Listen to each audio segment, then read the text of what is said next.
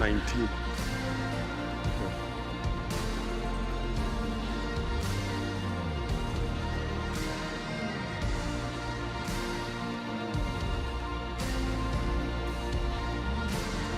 Send the link, there's one. Send the link.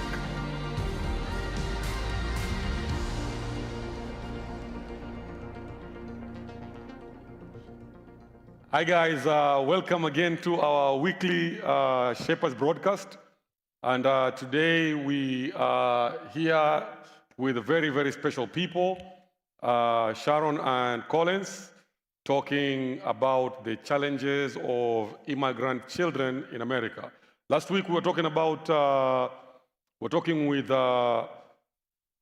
Posey and Sydney about people who came here as teenagers. And then we want to talk today with people who came here as little kids. And then next week, we're going to be talking about with people who were born here in immigrant families. So again, this is your weekly Shepherds broadcast where we connect UBC flock with those who shepherd them. So Collins, what do you do at UBC? Well, I do a little bit of everything here. My main focus right now is worship. I play the keyboard. I also lead worship. The young adults worship leader. So that's my main focus right now. But I also focus on media as well and the youth whenever I have the chance. So you are the jack of all trade. I try to be, you know. Sharon, welcome to our Shepherds broadcast. Thank you. When did you come to UBC the first time?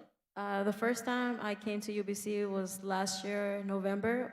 I met Natasha at UTD, University of Texas in Dallas, and she told me about this church, and then I started attending from November. All right. What do you think about the church? So far, I like it. I actually love it because I met a lot of new people, a lot of friends. I wanted to be in a church where I'm around people my age discussing about God, and I found it here.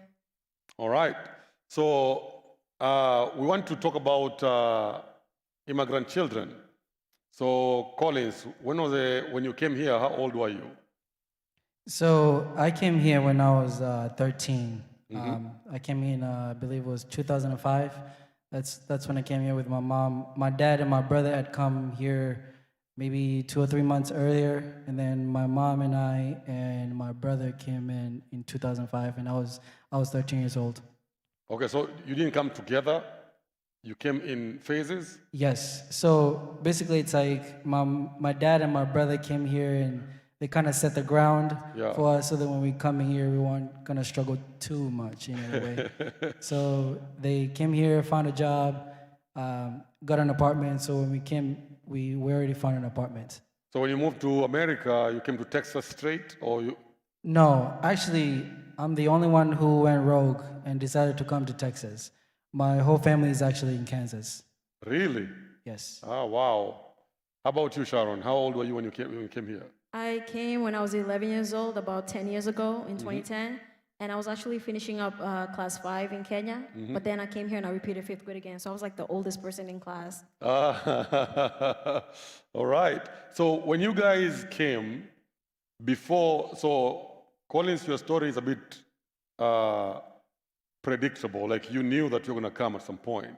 Yes. So it wasn't like your dad just woke up in the morning and say, pack up, we're leaving. No. How was that conversation? Because you at 13 years old, you pretty much settled as a young boy in Kenya. So actually, it's kind of a long story, but I'll kind of give you the summary. So my brothers, I have 2 older brothers, and they wanted to come to the U.S., and somebody had promised them that they were going to come here, and that he was going to give them papers and all that, but it just so happened that it was a hoax. So they took money from us, everything. My dad sold a whole bunch of stuff, for them to come here, and then all of a sudden we realized there was a hoax. So my dad got upset. So when he got upset, he decided to file for a green card. Yeah. And when he did that, he actually filed for all of us. And I mean, with God's grace, all of us kind of got the chance to come. Oh, wow. Okay. And so the process was very you knew that something was happening. We did. I knew what was happening because the whole process. I mean, I wasn't too much into the whole process because obviously my dad is he's a man's man, so he's not gonna be sharing everything with us. But we at least knew the whole gist of what was going on. Yeah. Yes. All right. Sharon, how about you? What was the story? Did you know you're coming, or was it like, we're going on a long journey? Pack up your stuff, let's go. I was 11 when we came here, so I really didn't even understand the idea of like moving to a different country. Yeah. But my mom used to want to come to the U.S. for the longest, even before I was born, actually. When the Kenyan embassy, I mean, no, the U.S. embassy was bombed. I don't know, it was like 1990 something. Before I was born, she wanted to come here. 98, yeah. Yes, and I was born 99. Ah, okay. But yeah, so for the longest she wanted to come, but because my uncle came here for education and went back. But after the bombing, it took her a while, and then she started applying for the green card when I was maybe 4 years old, or maybe even younger than that. And each year she applied. She never got it for a long time. But then finally, when I was 10 years old, she got it. And then she told me, "Oh, Sharon, we're going to the U.S." And I was so happy because I was like, "Oh, Wazungus," which basically means white people. I get to see them, you know? So I was happy, but I was also sad at the same time because I made a lot of friends. I had like a structure in Kenya, but I was also excited at the same time. Okay. And so on your way here, do you remember what you were thinking? Because there is a picture that we have growing up of what America is like, because you watch all these American movies, American TV shows. What was like on your way here in a plane? Was it your first time to be on a plane when you came to America? For me, yes, it was. And For me as well. for me too.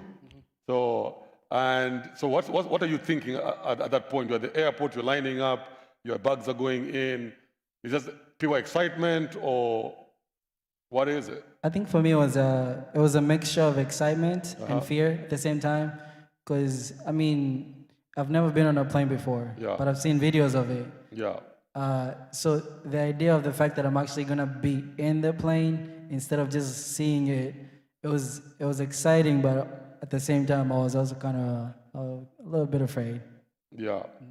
Well, same for me. I was really excited about going on a plane for the first time because you see them in movies all the time, but I've never actually been in it. And I was kind of scared, but then I was happy at the same time because there was a lot of white people around me and also Kenyans going to different countries. And it was really interesting, actually. Yeah. Okay, so you come here, you land in America. How was there adjusting to a new country as a kid? For me, it was quite interesting. There's this kid who just came from Kenya, huge, heavy accent. I go to school and like I went straight to high school. Like I didn't go to middle school or anything like that. Oh, wow. So I went straight to high school. So when I went to high school, I meet these kids. They obviously they feel like they know everything. And then there's this like scruffy Kenyan kid who just came here with a huge accent. So every time I spoke in class, the whole class would go quiet. So it was very interesting. Now, I've never been the person to be like timid when it comes to like school and all that stuff. So if I knew the answer, I'd be like, me. But then the minute I lift my hands, like the whole class goes quiet. The whole adjusting thing, it was a little weird for me at first. And then I was also a bit naive, so there wasn't a whole lot of like bad things I knew. So I met some kids who just wanted me to say some bad stuff, and I'd obviously, without thinking, I would just say it. And it was very interesting because there was a point I even got bullied because I didn't know what was going on. So I would say something, and obviously everybody would just laugh, and I'd be like, okay, why is everybody laughing? I mean, it just told me to say something. So I think that was a process for me. But over time, I kind of was able to adjust to the whole process of the whole thing. Yeah. Okay, so for me, I came in the Fifth fifth grade, grade, but I was supposed to actually go to sixth grade, so I was a year older than most people there. And mine was a weird adjustment because in Kenya, I didn't like hair. I didn't like having hair. So, they give you options to either braid it or shave it. And I shaved it all the time. I was like, I don't care, But here, as a kid, as a girl without hair, that's weird. And kids are mean. They are really honest about it. Yeah. So I come here, shaved head. I'm feeling myself because like I don't have to do my hair. But then I remember one time we were in the gym because in the morning you go to the gym before you go to your classes. And people behind me were like, is that a boy or a girl? And I'm like, it's obvious I'm a girl, but Yeah. they're little kids. But after a while, I started making friends easily because since I look like a boy, I might as well play with the boys. I used to play football with the boys because I run fast, but I can't throw for nothing, but I can catch, but I can run. I might be short, but my legs move really, really fast. So I started playing football with the boys and with a few girls as well. I became friends with 2 Ethiopian girls, and then I was the top of my class actually because we did a spelling bee, and in the whole school it was me and the Ethiopian girls. So two Africans who won the spelling bee, and we were about to go to district. What? I know, and then I moved schools. Then I was so Yeah. disappointed. I could have been on TV or something as like the spelling bee winner or something. Yeah. So man, I just went blank. I'm looking at you guys. You're coming here. You're very young, and you're in a new culture. People are making fun of you, and the pressure. I think for you, you're a teenager. You are in 5th grade, and you're in this new environment. Did you wake up in the morning excited about going to school, or at the end of the day, you're just like, man, I'm so glad this day is over, and I don't want to go back again? Well, for me, it was a bit of both, if I Yeah. can say that. I mean, I'm excited to go to school, but at the same time, I'm kind of worried of what I'm gonna go face Yeah. to the day. But to me, it actually, okay, I didn't know exactly what bullying was. Yeah, I yeah. thought it was just kids making fun of kids. So it wasn't exactly that it hit me so hard to a point I was so depressed all the time. It was more like, I mean, I know they're gonna make fun of me today, but Because whatever. you know? like when you're a teenager, or when there's kind of a teenagers who crave attention, Right. and then there is some who don't like attention. Right. So the ones who crave attention, any kind of attention is good for them. Right. The ones that don't like attention, they are super sensitive. Right. And it seemed like you are the guy that didn't mind attention. So for me, I'm a bit of both. I'm an Yeah. extrovert and I'm also an introvert. Yeah. In a way, there are times when I'm excited to be with people, but there are times I just want my own space. So for me, I think that's kind of what helped because the fact that I was smart in school. Yeah. I mean, I had friends. Yeah. But at the same time, there was also this side where I was being made fun of. So in terms of like, if they made fun of me, it wasn't like that big of a deal. But at the same time, like I had these other friends who kind of made school exciting for me. So it was a bit of both Yeah. for me. Yeah. So were you in private school in Kenya or were you in public school? I was in public school. So when you come here, the public school is better than the private schools in Kenya. Yes. So that was, no wonder you did well, because when I came to seminary here, I was one of the best in class. I was actually 1, 2, 3. I was the top 3 the whole entire time. And it's because I went to public school all my life. And there's no library. And when there was a library, there's one book and we share it like 70 kids. And here there's like, the library is like 4-story. And I was like, man, I was like a kid in a candy shop in the library. So, so what's your earliest memories? What's The my earliest memory in America? Like the things that, like when you landed here, that thing just stuck in your mind and it has never left. Like your first impression of America. McDonald's Big Mac. When I came here, it was actually very cold. Cold for me.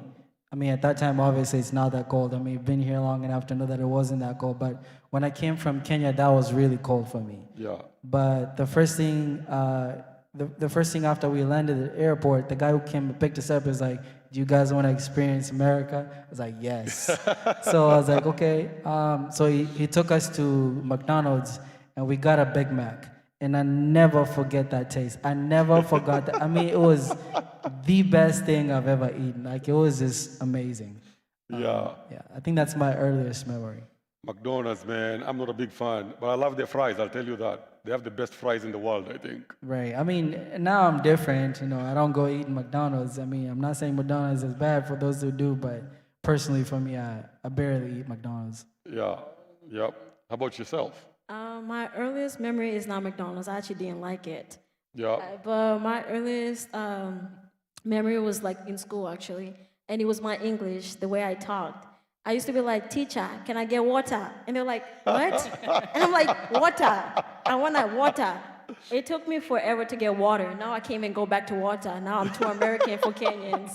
And I used to say, "Oh, teacher, can I get a drink?" I have to say a drink because that's the Yes, closest thing to yes. what they're gonna understand. Yep. And it was just a struggle. Like water was the word that I needed to get right to be American enough. Water. Water. Man. Now I can't go back to water. And also my name. My name completely changed from Sharon to Sharon. Now Sharon. it's Sharon. Hey, Yes. Shan. Man, it's like one syllable. Yes. Shan.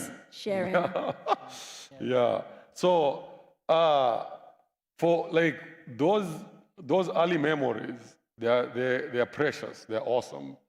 And they, like I remember when I got here, just looking at American roads and going to Walmart, and I could not believe how many types of bread there is. There's like a whole aisle, and it's only bread. And I'm like, this is a waste of space.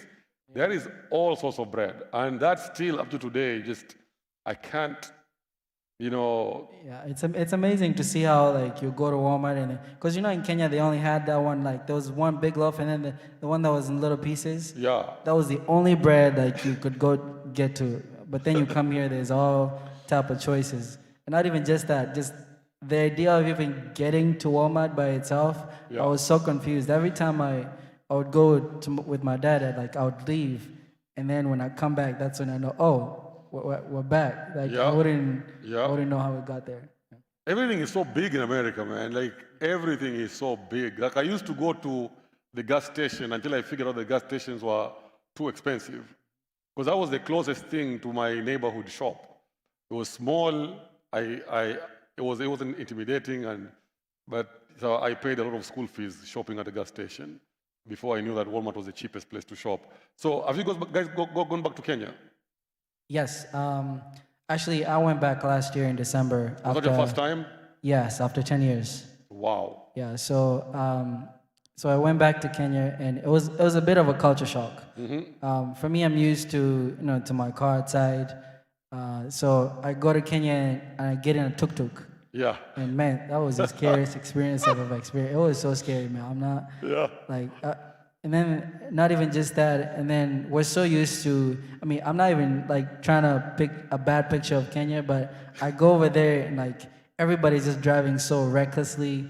It's like people are just like they don't mind you at all. You're so used to like courteous. They open the door for you. Yep. They say, "Welcome, sir." This and that. You're treated like a king here. I go to Kenya like, "What do you want?" Like, it was different for me. Yeah. And have you been back since you came back?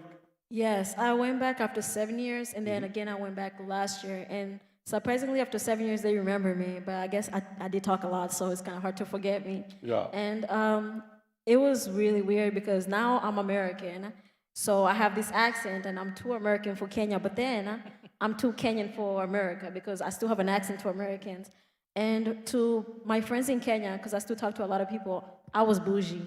Like, I'm used to driving, but I'm going to Kenya and I'm going on my tattoo and I'm like, oh my gosh, Yeah. really, I can't stand this. And also my shoes, they're getting all muddy and I hate it because I have to clean that afterwards. And then also, there was one, like, it was last year and I was going to go buy a pair of shoes and they were like 500 shillings. And I was like, okay, $5, that's nothing, you know? Yeah. I buy shoes here for like $100 and that's nothing for me either. Yeah. And they're like, Sharon, Tibu Nyamaza, which basically means be quiet. We're gonna bargain. And they made it to 250 because I was like, okay, yeah, 500 is okay. They're like, shh, just be quiet. Just be quiet. This is Kenya. And I was like, okay, then I bought shoes for $2? Really? So now I'm too bougie, and I used to live that life. And it's weird because even the roads are too much for me. I can't even see myself driving in Kenya. Yeah. Yeah. How long were you there for? The first time after 7 years, I went there for a month and a half, and then last year I went for like 3 weeks. Okay. So before you went back to Kenya, what was it that you guys missed the most Like you're thinking, man, I miss this so much. For me, it's family. My family is the one that I've always kept in contact with. Now, for some time there, I lost touch with my cousins and everything. We're very, very, really close. We grew up together and everything. So, I mean, they're the ones I've missed the most. Cause I think it was last year about summertime, one of my cousins came here, and I just realized how much I enjoyed like spending time with my cousins. That was the one thing that I really missed the most. I mean, just sometimes they'll call me and they're like, "Oh, we're just going to hang out," and all of them will just go to hang out, and because all of us are kind of in the same area Yeah. in Nairobi, so they'll just travel to like my brother's house, and that's the other person I miss the most is my brother. My oldest brother is in Kenya. He's married. He has 2 kids. So I hadn't actually met them before I went there. So it's different to know that I have a brother in Kenya, but I can't just go visit them Yeah. whenever I want. Or I have my family on my shosho that I haven't. It's my grandma, so I haven't met them in a long time. So Yeah. for me, that was different. Okay. Okay. For me, it was both family and friends, because for my family, the Christmas in Kenya, you cannot compare it to Christmas here. I don't know, so many cousins, some of them I don't even know their names. And we used to go to Ushags, and then we'll have like a big Christmas with goat meat and all kind of food. And I don't get that here since it's only me and my mom. So sometimes like I had to adjust to Christmas for a long time, but now it's like my norm not to have a big family around.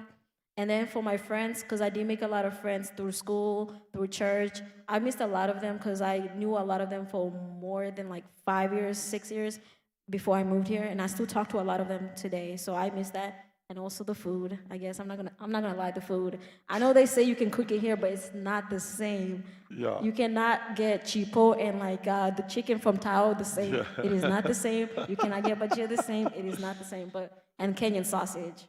Because American sausage is too salty for me, and I don't like it. Well, I found someone who sells Kenyan sausages. So yes, the Farmer's Choice. Yeah, man, I have it a lot. So see me later if you need a connection. I'll definitely see you later. I'll hook you up. So man, so most of the people, like I like what you said. Food is not the same. When you cook, like I was asking someone, like we can make chapatis here, but we've never made them to taste the same as back home. For some reason, so I was asking someone, what's the deal? And they're like, man, it's the smoke. It's the smoke that just comes, it's part of the ingredients. I'm like, man, I need to get me a jiko, so I can make like chapos outside. Yeah, so anything else that you guys miss about Kenya, or that's it? I think that's about it for me. Yeah. I don't miss the matatu. I don't miss the roads. I don't miss the trash. That was a big difference, actually. The trash outside, like that was normal to see just a diaper right there. Like, oh yeah, it's whatever. But Yeah. here I don't miss none of that. I've always wondered, we have a lot of our politicians and policymakers spend so much time traveling abroad and see all these things that we have over here. And I'm always thinking, man, I wish we could have that at home, but I don't have the power or the means to do it. But the guys who have power, they come here all the time, but they don't do anything. And I'm always wondering, man, what's up? I think I've also kind of wondered that, because it's like if you go to all these countries, I mean, there's so much like innovation going on Yeah. and so many things going on. Then you go back home and you're seeing this, because I don't know, in my mind, I can't go and then my mind gets opened up and then I go back to the same place where I was. It's not in my nature.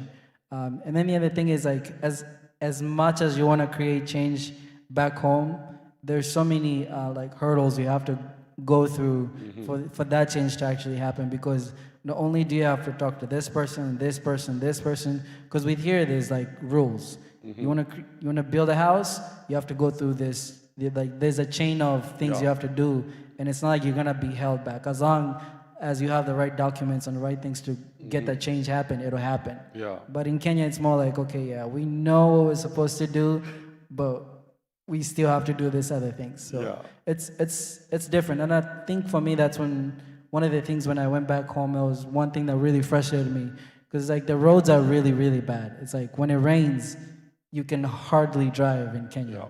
And like, so I was like, okay, I'm doing construction engineering, so why don't I just go back home and create change over there? But like, bro, no. As Yeah. much as you want to do that, I promise you, you won't be able to. I was Yeah. like, man, this is so frustrating. I know, I know.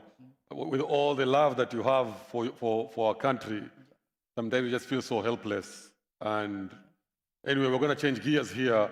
So, Sharon, there is someone watching us right now, and they're either planning to come to America, they want to bring their 11-year-old daughter or son, and they're trying to figure out how do I prepare this child for life in a first world country. Or there is someone right now here, they just got here recently, and they're trying to figure out how to adjust to this country. So having been here, at 11 years old, and I don't know if you just kind of, fake it until you made it, or you had a plan, and if somebody came to you and they say, how do I make it? As an 11-year-old daughter or a parent of an 11-year-old daughter or son. Okay, I'll talk to a parent with an 11-year-old son or daughter.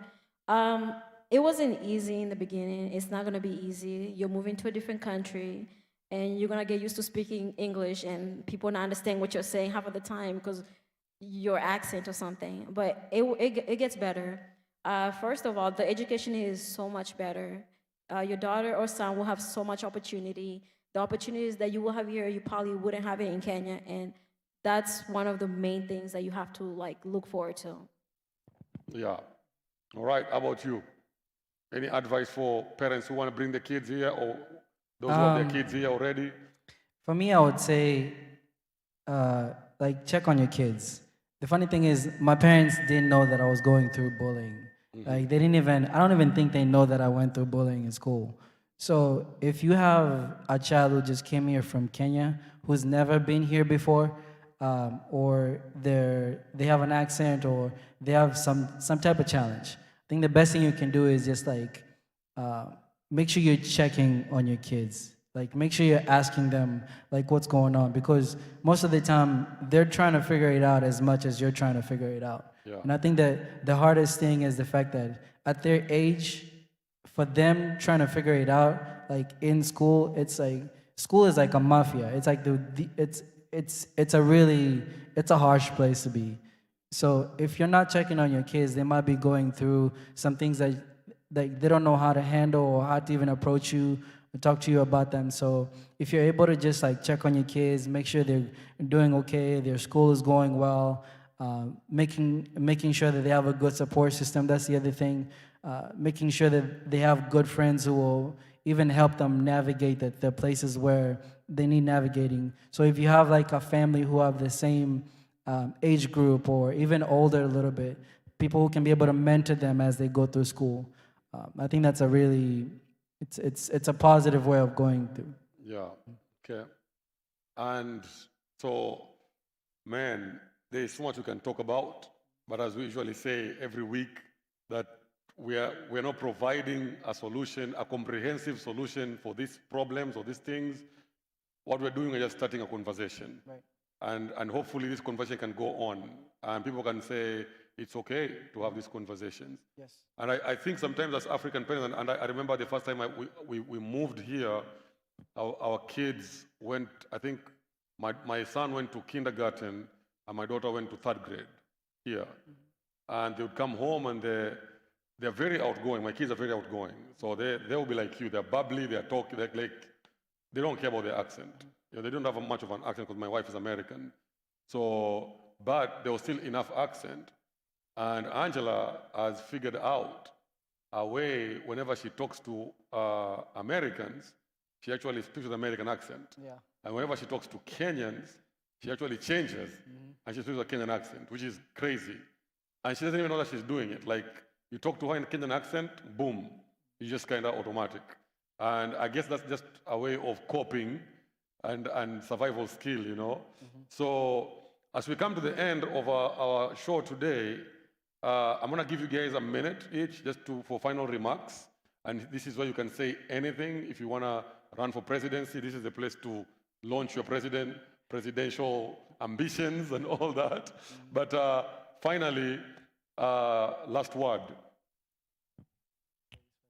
Okay, so you know how you were saying about being bullied and your parents need to check up on you? Africans have a really bad habit of not taking mental issues seriously. As a psychology major, I'm hoping to encourage more Kenyans and more Africans to actually look into your mental illness and depression because it's a real thing and people go through it all the time, including Africans. So yeah, that's about it. And I think parents need to stop telling their kids, because I used to tell my kids this, you're in America. You know how many African children would love to be where you are? I hate that so much. And I'm like, yes, they would, but I'm the one that is in this school going through this stuff. And yeah, so I think if we listen more, that would really be helpful. Yeah. Last word. For me, I would say prepare your kids as they come here. For me, it was very different because I had never eaten at a buffet before I came here. So we got held up in Dubai, and we go to a restaurant, and my mom, I think she went to the restroom for a little bit. So we're seeing Americans like walking around with a little plate of food, and there's like so much food out there. So we look at each other with my brother and we're like, what are these people doing? I mean, they have one chance to eat and they're just eating just a little bit of pizza. So we decided to put a whole bunch of food on the plates, and then on top of that we added cake on top. So it was, and then we walk around and everybody just looking at you like man, oh my goodness, these strange kids. Hungry African children. They must know we're just poor. And then on top of that, we go to the restroom and the water is automatic. Yeah. So I've never seen water that just comes out because you put your hand over there. Yes. So as funny as it sounds, educate your kids. Yeah. The thing is, as they come over here, they're not gonna have an idea of what you're coming to see or what they're coming to face. And some of those things are very little, but they can be really frustrating over time. So if we're able to educate our kids, that's. I remember my son, when we brought him in for the first time, and those, what are they called, these things that you press and you drink water out, water fountain. He was he could not stop. He just pressed that thing and he's so amazed. Of course, he was so short, he couldn't get to it, but water was just coming out of this place, and he didn't, what is this? I'm like, it's a water fountain, you drink from it. Of course, if you're a little boy and the water fountain is over here, it doesn't make sense, so I totally hear you when you say that. So guys, thanks for coming. This has been a wonderful, another wonderful episode of our Shepherds broadcast. Yes, sir. Thank you for having us. And you guys have been amazing guests. So guys, thank you so much for tuning in today for our weekly Shepherds broadcast, where we connect UBC flock with those who shepherd them. Tune in again next week, where we're gonna have another panel like this, but this time we're gonna have kids who did not come from Kenya, but their parents came from Kenya and they were born here in America. And I'm sure they face a different sort of challenge. So thank you so much and God bless.